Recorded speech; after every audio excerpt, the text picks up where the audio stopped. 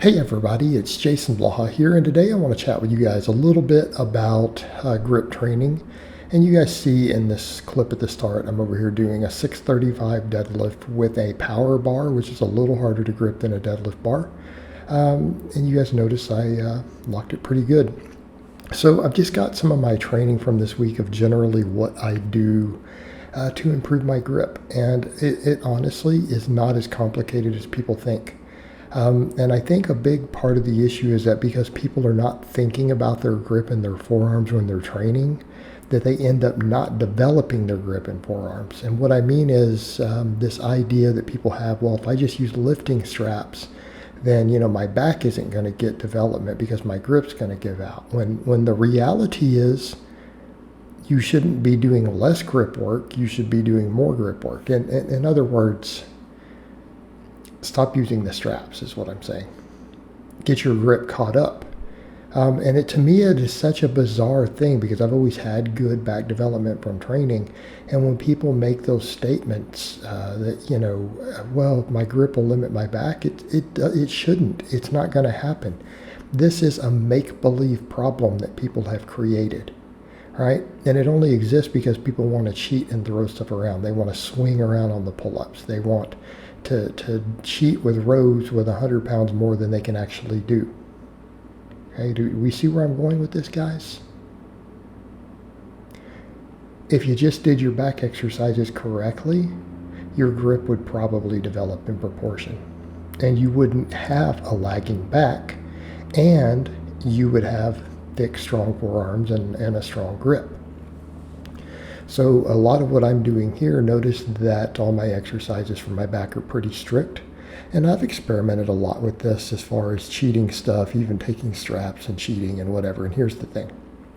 I've never found any difference in back development. In other words, doing really strict back movements so that, again, you're forced to not use as much weight. Take those pull-ups to a dead hang. Do some of your final reps. A lot of times my final reps, when I get near the end, I like to start hanging for a second or two at the bottom. Just keep working your grip, right? Keep working your grip on stuff. But keep the weights reasonable, right?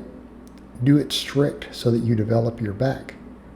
Because it's not about, hey, how much weight can I swing around and cheat up? And I'm saying this as someone with a strength background. You guys just watched me deadlift 635. In my late 40s with a belt and chalk. No other supportive equipment. In my late 40s there. And that was not even on a deadlift bar. Okay? I am all about big weight. Hey, I love lifting big weight. I think we should be lifting big weights. We should be strong. But your movements that develop things like your back, there's no need to do that. Just do them strictly. You don't need to swing and cheat. This whole idea that you need to overload. People say, but this bodybuilder did it or that guy did it. Yeah, and there were people who had just as good a back who did it strict. In other words, there was no advantage. And that's the point that I make. You can find an even number of people who train their back really, really strict versus those who have to use straps because they cheat. But the end result is similar levels of back development. Why? Because their back still ended up getting fatigued. Their back ended up getting fatigued. But my point is with this, then you don't have to have straps. And you can build your forearms and grip. So come over and do this stuff strict. I mean, these rows are pretty strict. And you guys know I can do pendlay rows. I've done work sets with, 250 for sets of 10. But I can also just do strict bent over rows like this. After doing pull-ups, my lats are fatigued. These give a crazy good pump. My whole back gets lit up. But again, notice the difference. We pause at the bottom, get a good stretch. Try to get a decent range of motion, right? Mainly stretching those lats. Same thing on those pull-ups. Just get a good stretch. Squeeze the hell out of the bar. Okay?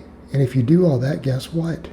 Your forearms and grip are going to develop. Now, if you need extra work, notice me doing some hammer curls in here. You can come in and do some extra grip and forearm work, whether it's wrist curls, reverse wrist curls, hammer curls. I like hammer curls. I like all of those movements.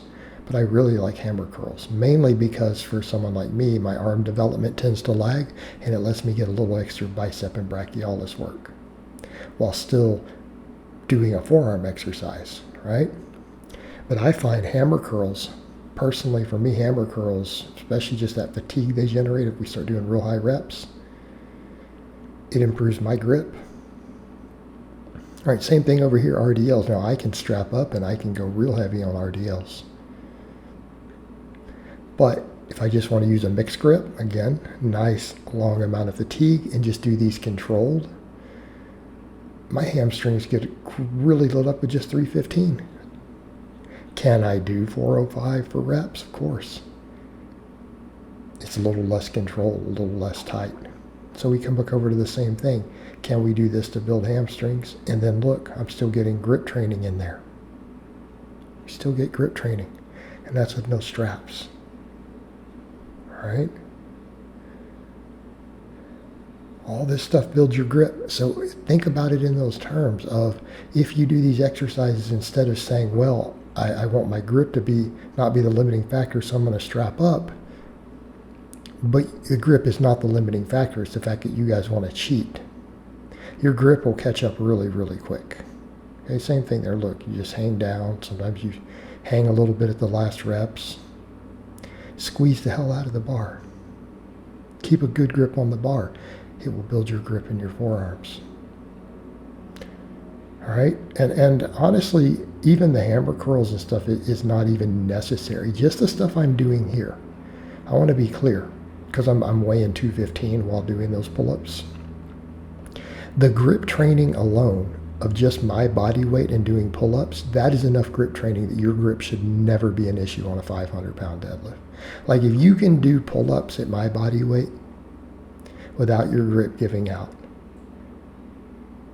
there's no way 500 pounds for a few reps on a mixed grip deadlift is going to be a problem. Okay?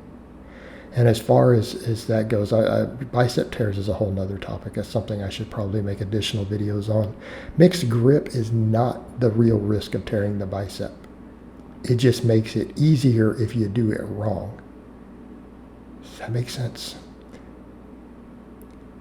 People tear biceps with overhand grip. They tear biceps with hook grip. They tear biceps with straps by deadlifting incorrectly, by having overuse accumulation that goes with doing it incorrectly. Mixed grip just makes it easier for you to tear it if you do it wrong. The mixed grip itself is not the risk. It's not knowing how to deadlift. So quit worrying about that. All right, guys, but that's really all I have to say on that today. I hope it's been informative, and I'll talk to you guys next time.